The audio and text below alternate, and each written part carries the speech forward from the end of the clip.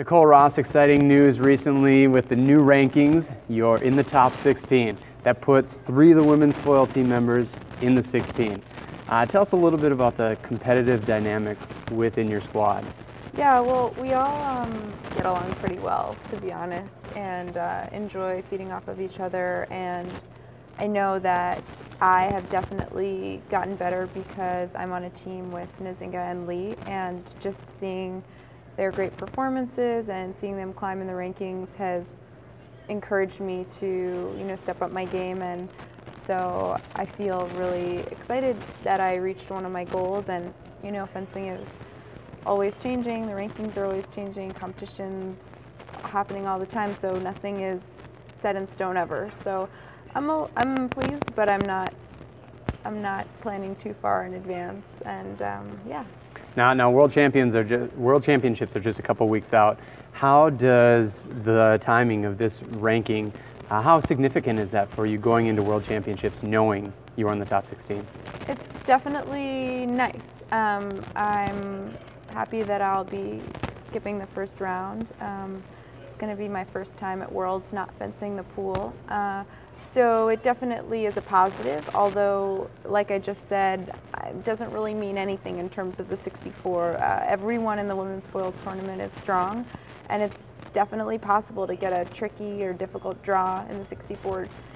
Just because you're bypassing the first day doesn't mean much. So it's good for my confidence. I'm happy that I've reached one of my goals in fencing, and I'm just looking ahead to the tournament.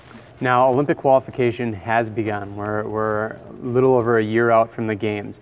Being in the top 16 is hugely important for that.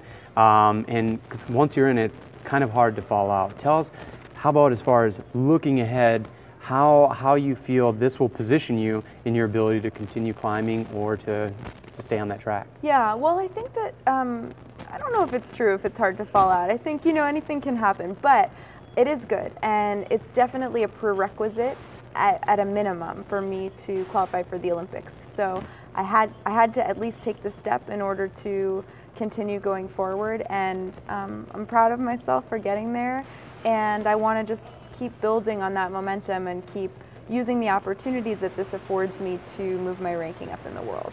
Now, going back to the dynamic that you discussed between the team, it's a pretty friendly environment. The other day, Bucky kind of led a team simulation event through your morning workout. Nzinga and Lee both on one team.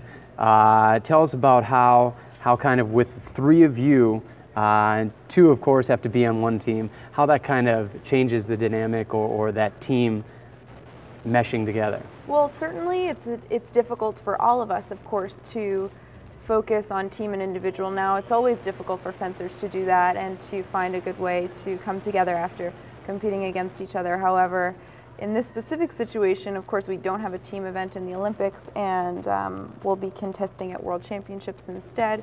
So there's definitely a different feeling because we don't have that, but basically that simulation was just to work on different parts of our match strategy and to simulate when Lee and Nzinga will be in the possible anchor spot and then the setup or other spots in the team, and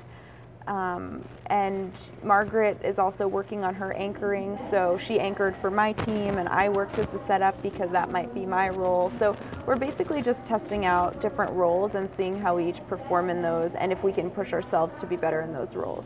All right, Nicole, well, thank you for your time, and congratulations. Thank you.